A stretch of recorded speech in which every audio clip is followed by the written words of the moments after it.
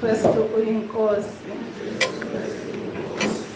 Ngiyabingelela abazalwane egameni leNkosi yethu UJesu. Siyambonga kakhulu uNkulunkulu, ngibingelela wonke umuntu ngokwegaba. Kuhle eNkosini sihlangene namhlanje. Ngiyafisa ungabimezeli lutho okwamanje, ngizobuye ngimemezele, ngibingelele kahle. Okwamanje enhlizweni yami kukhona ukuthi siyanqoba nokunqoba ngosithandayo. Sinqoba negazi likaJesu. Sima ngalo igama lakhe uJesu ngoba usinikile lona ukuthi uma nje sicela ngalo ngokukholwa siyenzele sicelayo. Sibonga ukulandwa ke bazalwane emnyameni. Enhlizweni yami ngisanikezwa leli thuba uke kwavuka nje yilo ngihlushwa into nje kukhona la ngike ngakhuleka khona. Ngicela ukuqonda ngomzalwane njengoba ubaba kade esho la khona umzalwane kade ehlupha inhliziyo yami, so sengicela ukuqonda ngaye. Bese ngibona uthanga, ake ngithi uthanga, sengididwa ukuthi yes, ngididwa ukuthi ngike ngayibona lento practical egcekeni. Ngibona uthanga lude luhamba indawo ende. Uma ngithi ngiyabheka la lisuka khona seliyanqamuka la lisuka khona, kodwa selihambile indawo ende. Bese ngithi mase ngisengadini lapha ekhaya bekumile uthanga lwe-watermelon. So zimile zibe yiningi, zibe yinkulu, zihamba ibanga elide, zigcwala indawo eningi. Kodwa uma ngiya lapha emuva esiqwini sekomile, sengiyabheka-ke umzalwane ukuthi bazalwane singahambi indawo ende kanti asisaxhume indawo. Angiqondile-ke ukukhuluma ngale ndaba. Sinikeziwe-ke i-theme yale nkonzo yephasika ka-2024 ethi yayingenasimo nabuhle. Umoya wami ubheke yami impilo ukuthi nami anginasimo, anginabuhle, kodwa ukhona uNkulunkulu. uNkulunkulu uthi uma ehamba noDavide abantwana bakaNkulunkulu kade besho la Mahubo 23. Kuyavuka nje enhlizweni yami ukuthi ngempela uNkulunkulu uyasiholela endleleni zokulunga. Asihambi ngoba sibona, kodwa uyena osiholela endleleni zokulunga. Sizofunda-ke bazalwane phansi kwale theme eshoyo ukuthi yayingenasimo nabuhle. Sizofunda incwadi kaMathewu, uMathewu 26. Matewu 26 siqale ukufunda kuverse 36. Matewu 26 sizoqala ukufunda kuverse 36. Kukhulunywa ngeGetsemane. Ngicela ukuthi singakafundi ngikhuleke.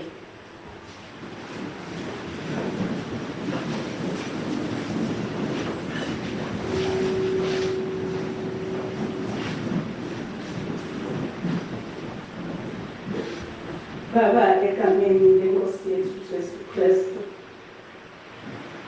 onguNkulunkulu ophakamileyo, nguwe izolo, nguwe namhlanje naphakade.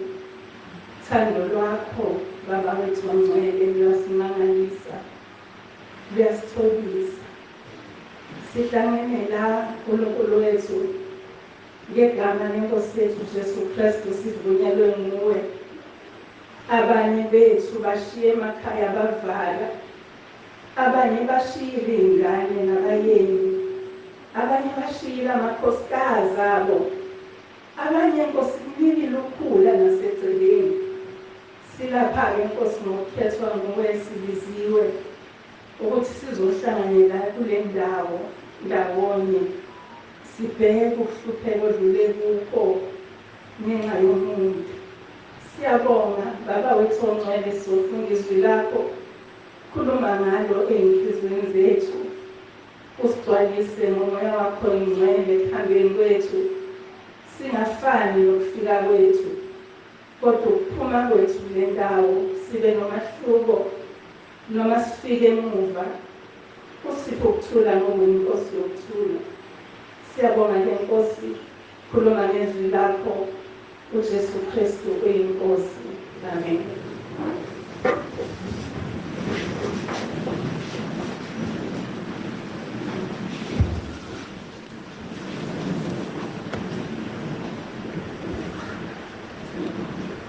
Sifundeni-ke bangcwele.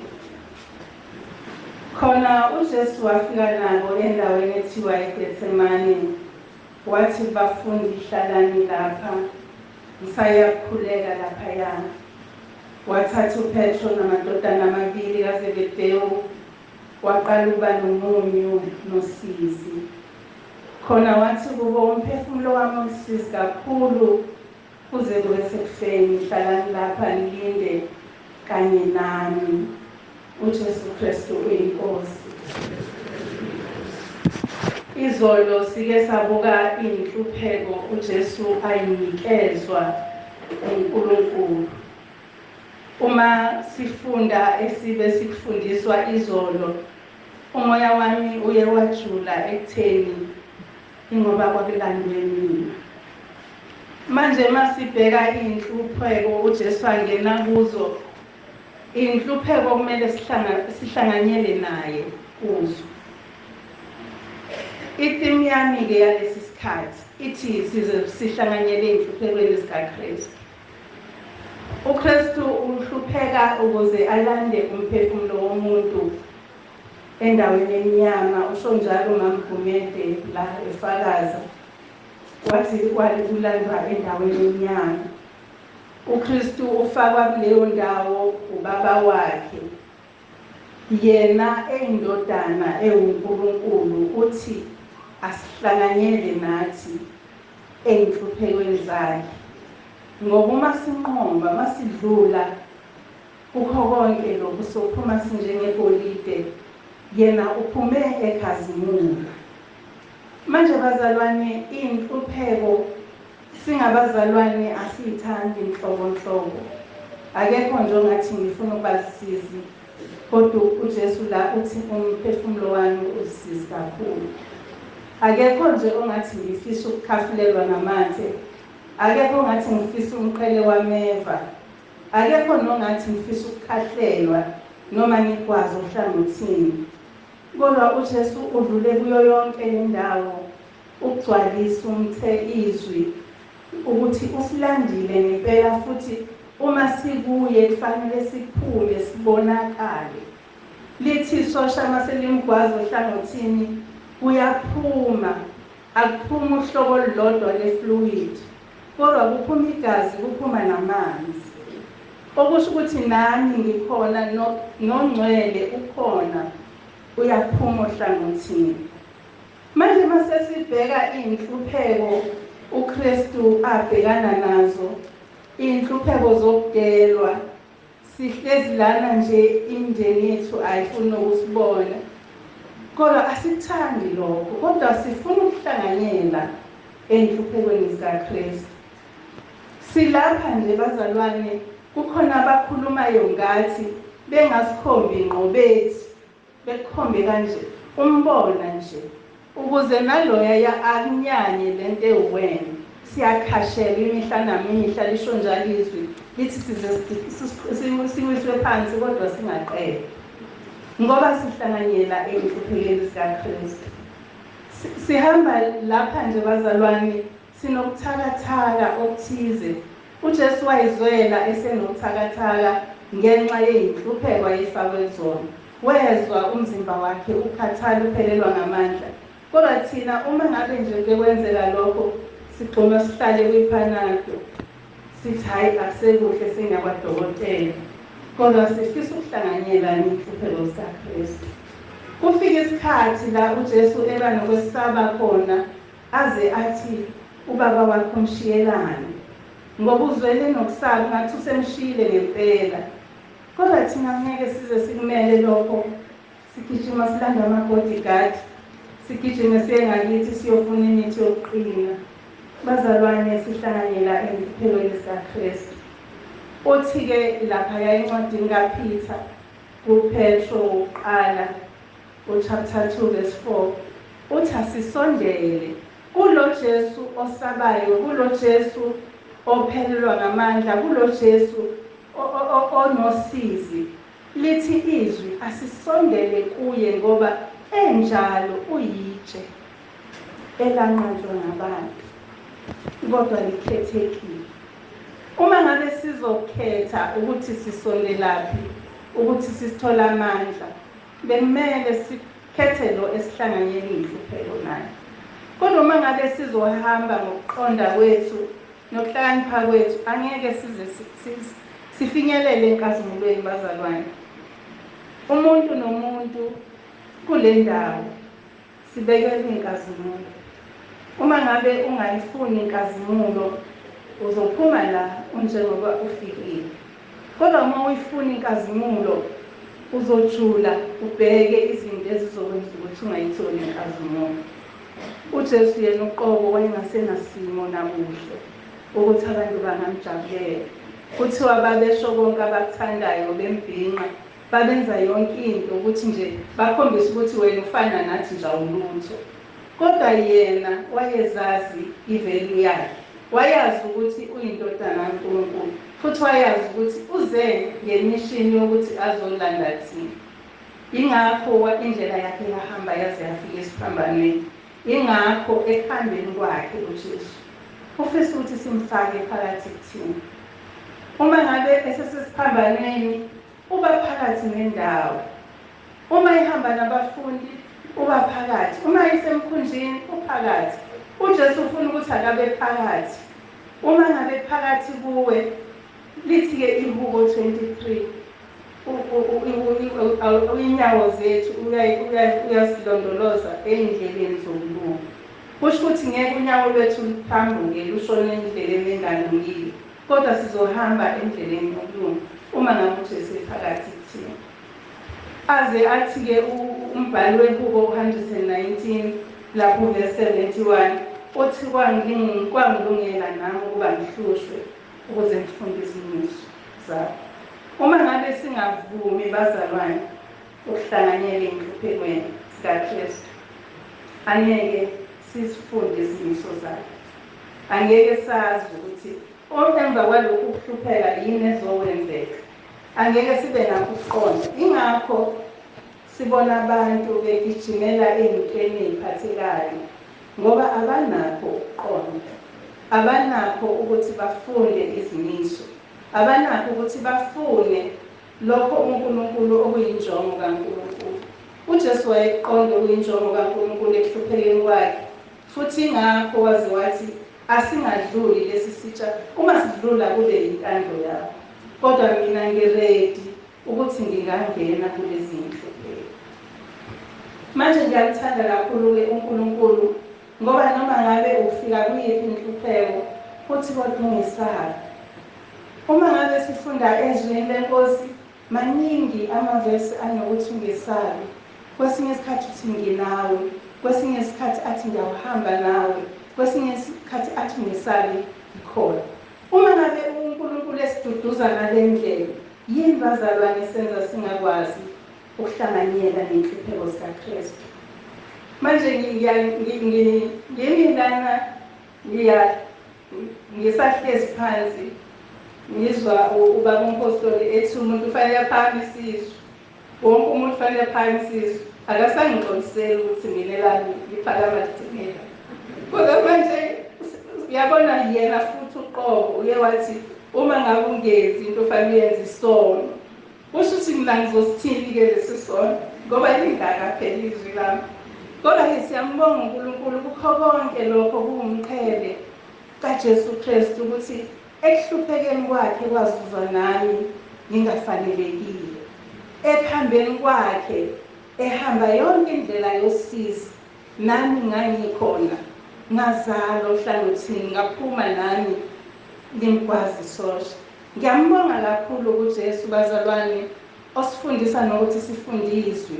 Mina ngangingazi ukuthi uma ngabe ethi ukuthula kwami ngikushiya nani, usho ukuthi kuzothi kuqhamuka izinto ezinzima uyizwele nje unokuthula ngaphakathi, ungabi nalo uvalo. Ngangingazi ukuthi kuyenzeka ukuthi uNkulunkulu yena uqobo akududuze. Ngangithi uma ngifunda ngale kusambulo lithi izwi uyosula inyembezi emehlweni. Kungafiki kodwa ukuthi ngoba sobe sihluphekile sikhali, abe seyayisula inyembezi yena uqobo. Bese lithi verse lapha kwabaseKorinte lesibili chapter 1 verse 4 athi usiduduza osizini lwethu lonke, ukuze nathi sibe namandla ukuthi sibaduduza abasosizini nanoma ngolunjani. So uma ngabe singabahlanganyeli bey'nhlupheko zikaKristu, kumele sikwazi ukubaduduza nabanye. Kungabi ukusho, kube ukungena phakathi enkingeni yakho umuntu umzwele, uyizwe ukuthi inzima kangakanani. Kodwa uma ngabe uzosho ngomlomo uthi hayi sorry, njengoba nje iy'ngane zethu zihlale zisho sorry mfethu, kudlule kanjalo, akuzweli ukuthi ngiyaduduzeka. Kodwa uma ngabe ngizohlala ngithi noJesu wadlula la, nabapostoli bakhe badlula la, nabafundi bayihamba le ndlela, uzubheke ukuthi ngolwesine kuye kwakhulunywa ngoPawulu, ngobuthakathaka bukaPawulu. Sasingeke sicabange ukuthi umuntu uNkulunkulu ayemenze wamkhulu kangaka angaba nobuthakathaka, ngoba uNkulunkulu wamkhetha waze washo wathi isitsha sami esikhethekile. So bazalwane, simele ukuhlanganyela ey'nhluphekweni zikaKristu, singabheki emuva, singaqalazi nakancane, kodwa sihambe sisondele kuleli tshe elanqatshwa ngabantu. Uyazi ukuthi amaJuda ayenenhlanhla ngendlela emangalisayo ngoba bengakazali uJesu, babethi uzofika uMesiya, bebazi ukuthi ukhona ozofika ozokhulula bona ebhujisweni. Kodwa uma esefikile abasakuboni lokho, sebebona nje umuntu ozozenza uNkulunkulu. Akusafiki ukuthi uNkulunkulu wenza noma yini noma kanjani. uNkulunkulu uyamangalisa. Ngike ngabheka ekuseni ngivuka liyana, hawu mangithi ngiyaphuma emnyango liyana manje, kade ebusuku kade kuphelile nje ubusuku almost bonke, ekuseni seliyana. hawu uNkulunkulu wenza akuthandayo kufana nokuthi uma uke wabuka i-weather forecast mhlawumbe ucingweni noma ku-TV uthi ubona sengasenzeki bese uthi baqamba amanga kanti cha ingoba uNkulunkulu wenze ngendlela yakhe. uNkulunkulu wenza ngendlela yakhe-ke ey'mpilweni zethu. Ngiyakholwa ukuthi nakweyakho impilo uNkulunkulu uzokwenza ngeyakhe indlela engizobizwa ngayo mina ayizokufana nendlela okuzobizwa ngayo ingane yami, ayizokufana nendlela ezobizwa ngayo umzukulu wami.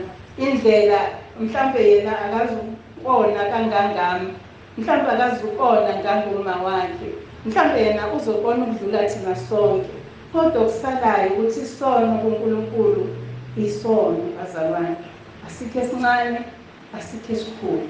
Okwethu nje ukuthi sihlanganyele ey'nhluphekweni zikaKristu, sithokoze ey'nhluphekweni. Usho njalo incwadi kaPetro wokuqala chapter 4 verse 13 uthi kodwa njengalokhu ningabahlanganyeli lezi nhlupheko zikaKristu, thokozani ukuze ukuthi nasekwambulweni kwenkazimulo yakhe nithokoze nithaba. Uma ngabe-ke sizongahlanganyeli njengamanje kulesi sikhathi kulezi nhlupheko zakhe, inhliziyo yami iyathinteka kakhulu. Kukhulunywa ngobaba owakha indlu yenkonzo yesonto, wayakha maqede kwabhidlika. Kwangelona iphutha macingwane, kwakusehlelweni kaNkulunkulu. uNkulunkulu ngesinye isikhathi uyafuna ukuveza ukuthi unjena nomuntu engihlezi naye. Kwesinye isikhathi afuna ukuveza ukuthi njengoba enje ngifuna ukukukhombisa ukuthi uzoshintsha abe nje. So akulona iphutha, qhubeka hlale emthandazweni, hlanganyela, inhlupho zingafika kodwa umoya wakho ungashintshi. Uma kufika noma yini, ngiyayithanda indaba yomhlanga. Angazi noma kuthiwa umhlanga yonke indawo yini. Khona lokho okumila ngasemfuleni, ukuthi uma ngabe umfula ugcwala kuwe lilale phansi, amanzi abe ngaphezulu, size sicabanga ukuthi kuhambe yonke into. Kodwa ukuthi uma wehla nje umfula umhlanga, injalo impilo okufanele siyiphile singabazalwane. Uma ifika ikhukhula, musuqina ngozosiphuka, lala phansi enyaweni zikaJesu. Uyothi uma sekudlulile ikhukhula akuyise futhi. Uma ngabe singathatha leyo nto empilweni yakho, ungasho ukuthi ayimina kwenziwa kimi lokho, mina ngeke ngize ngikwazi lokho. Kodwa uvume ngesikhathi inhlupho zifika zikusondeza kakhulu ezinyaweni ukuthi uhlale khona. Uthi-ke lithi izwi likaNkulunkulu othethelelwe kakhulu uyena othanda kakhulu. Mhlawumbe ungabuka ukuthi bekusekuncane ngikwenzile ukona uNkulunkulu, kodwa kahle kahle kuningi. Sengiyayiqonda into yokuthi makuthiwa asikho isono esincane nesikhulu, ngoba eqinisweni nje into nje engekho right kuNkulunkulu iyisono. Ngisho noma ukubheka, ngisho noma ukucabanga, ngisho noma umzindlo nje odlulayo ukuthi wase wawuzindla nje sekuyisono. And akusona isono esincane ukuthi awukhulumanga uyigcine ngaphakathi kwena. Akusona isono esincane ngoba phela isono sinomnikazi bazalwane. Isono sinomnikazi, asikho isono esiugeneral. Isono sinomnikazi. Uma ngizindla mina ngizindlela uThuli, angeke kube isono sikaThuli, kuzoba ngesami ngoba yimi engizindlile. Uthi angikhulumanga akusho ukuthi akusona isono. Uma ngabe mina ngikhulumile wanganaka yena kanti ngikhuluma kabi, uyizwe lento ukuthi ubesuba nakho ukuthi angikhulumanga kahle, usuyicabangela wena kanti mhlambe yena akazange nani. Isono sinomnikazi, isono siyakhula. Sike safundiswa ngesono ngabona ukuthi umuntu umonile uNkulunkulu. Uma sifundiswa ngesono ukuthi isono siyakulandela, uyahlala nje naso, by the time sesize sakhula isono kuwena usuyafa, usufile wena. Ufile kwekamoya, ufile mhlambe physical, kuyenzeka nalokho. So bazalwane, engifisa ukukusho nje namhlanje kulesi sikhathi esifushane esokuthi uNkulunkulu usithandile ngothando olumangalisayo wathumela indodana yakhe emhlabeni. Akekho noyedwa owayengafisa ukuthi ingane yakhe ihlupheke kanje. Kumanje sihlushwa ukuthi ingane zethu ayisebenzi. Sihlupheke bazalwane size singene imikhosi eminingi ukuthi nje ayisebenzi. Kangakanani ukuthi iyofa ifela abantu nje. Abantu nje ayinangehlobo, abantu nje. So uNkulunkulu usithande ngothando olukhulu olujulile ngendlela emangalisayo. Asivume mayethi asibe ngabahlanganyeli. Ngoba uma uwumhlanganyeli, uma ngabe uphuma uyothenga imoto, ukhipha imali yakho kungabi mnandi, kodwa uyi-enjoy imoto. Kodwa uma ngabe kwenzeka emotweni, uphatheka kabi ungazi ukuthi vele yaphela nya imoto kanti mhlawumbe isuke isahamba. Kanjalo noNkulunkulu. uNkulunkulu awumagine nje ekuthande ngothando olungaka. Bese wena vele nje unganaki. Uvele wenze noma kanjani. Ukuthi kubuhlungu kangakanani kuye. Esenikele nangendodana yakhe. Eseze wayifake enhluphekweni. Sizwile ukuthi akayingenelanga uJesu. Yingakho ethi bathethelele abakwazi abakwenzayo. Babengazi ukuthi bagcwalise imibhalo. Babengazi ukuthi kuseplanini kaNkulunkulu ukuthi bakwenze konke lokho. Kodwa manje thina sithatha ngokuthi uma ngabe sike savelelwe ukusivelelayo, sithi sisheshe sinikeze uSathane udumo. Sithi uSathane lo, uSathane lo. Kanti mhlawumbe ingoba uNkulunkulu efuna ukuthi funda, uyakulungisisisa uthi uma esidlulise emlilweni, uthi uphuma njengegolide. Igolide elihle licwengekile. Uma ngabe singeze ukuvuma bazalwane ukungena enhluphekweni zikaKristu, sizoyihlanganisa nobani? Ubani sizohlanganyela naye? Uthi uJesu kule ndaba esifundayo, uthi beningekilinde yini nani? Uyaba-invite, uyabamemela ekuhlupheleni kwayo ukuthi ake nizwe lento engiyizwayo, ake khona nizobona ukuthi kubaluleke kangakanani ukuhamba nami, ngoba vele ngizobuye ngipholise kumina. Uthi mayesehambile athi angishiyi nona, athi ukuthula kwami ngikushiya kini. Ukuthula bazalwane, angazi ngayichaza kanjani into ukuthula. Ngiyakhumbula ukuthi ngisangena la ensindisweni, kwakukuningi kakhulu okufanele ngikuyeke, and kwakubuhlungu kakhulu ukukuyeka. So uma kubuhlungu kangaka, ngabona ukuthi hayi ngeke ngize ngikwazi ukuthi ngithi iNkosi asengiyekile, yabona. Kwafanele ukuthi ngikhulekele ukuthi iNkosi ngiphe ukuthula ukuze ngingabuzwa lokhu kubuhlungu okuhlukana nalezinto, ngibe nokuthula nje. And ngesikhathi ngiyikhulekela leyo nto, kwakufa moto, ngibe nokuthula. Kuphela upetrol, ngibe nokuthula. Kuphela ukudla endlini, ngibe nokuthula. Kungabi bekuthi ayisenebhizinisi bekuwukuthi cha. Kuphela ukudla endlini, ngibe nokuthula nje enhlizweni yami ukuthi hayi phela uthe uyasonda uyasigqokisa. Kudlule lo imali imoto, imali izophuma ikipaki nje egcekeni ithule nje. Ngoba phela nginokuthula, akukho ukuthi ngizophuma ngigijime ngiyoboleka imali ngenza konke lokhu yana. Ukuthula bazalwane into yokuthi uvele ungathi akwenzeke lutho. Ngoba phela izwi lithi ukubekezela kwethu akwaziwa abantu, kodwa izicelo zethu zaziwa uNkulunkulu. Uma kunjalo ukhulekela ukuthula, uyazi ukuthi emndenini umndeni ungakukhipha enkonzweni ubeke phandle. Kodwa uma unokuthula bayosho konke, usale uthi uJesu wami uyaphila, uhlale umkhonze, uphile naye, uhambe naye. Babone uyanqoba, babone uyadlula ezintweni, kanti ngoba utholile ukuthula. uJesu-ke uyasithembisa uthi ukuthula kwami ngikushiya nani, ukuze nibe nokuthokoza, nithokoze.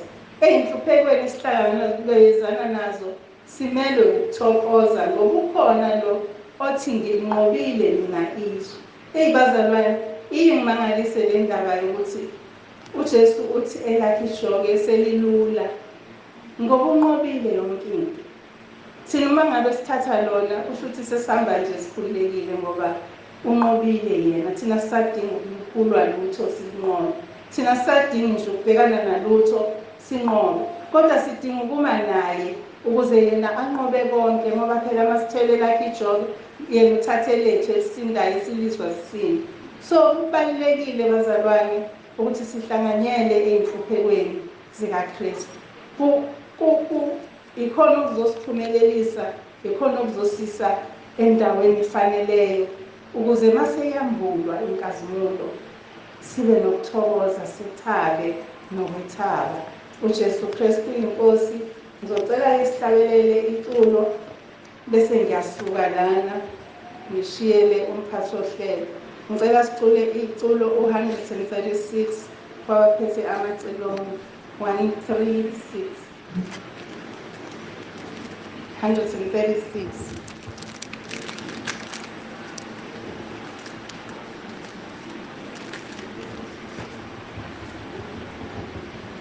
Njengethuba lindisela etwaleni liphephela, njalo ngiphephela kusindisi wami. Yena ulithwala lami,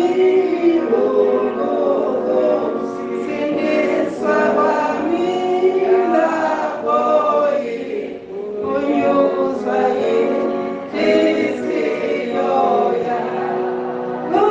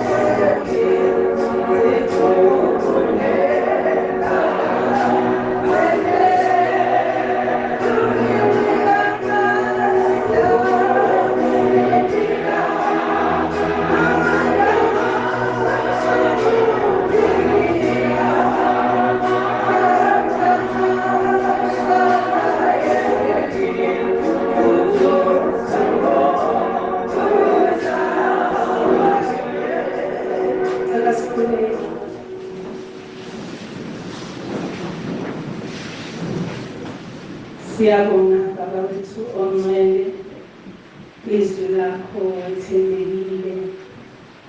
Siyabonga uNkulunkulu wethu, wena owazi izidingo zethu. Sibonga isinkwa semihla nemihla esiyizwi lakho Baba. Nasekuseni siyahlanganyela, siyanquma ukuhlanganyela ezinhluphekweni zeNkosi yethu UJesu Kristu, ngoba inhloso yokuza kwakhe ukusikhombisa ukuthi kuyenzeka nasemhlabeni uhambeke ngalendlela. Siyabonga Baba wethu ongcwele, sikhulekela amakhaya esisuka kuwo ukuba sipho ukuthula, ukuze Nkosi singoni nangokuzindla, nangokukhuluma, nangokucabanga, kodwa uqoqe izinqondo zethu nemicabango, uqoqe ilimi lwethu, uqoqe izinyawo zethu nezandla. uNkulunkulu wethu, impilo yethu ifuze yakho. Siyabonga nasemini qhubeka nathi sisazozwa izwi lakho. Udumo nezibongo kufanele uJesu Kristu UyiNkosi. Amen.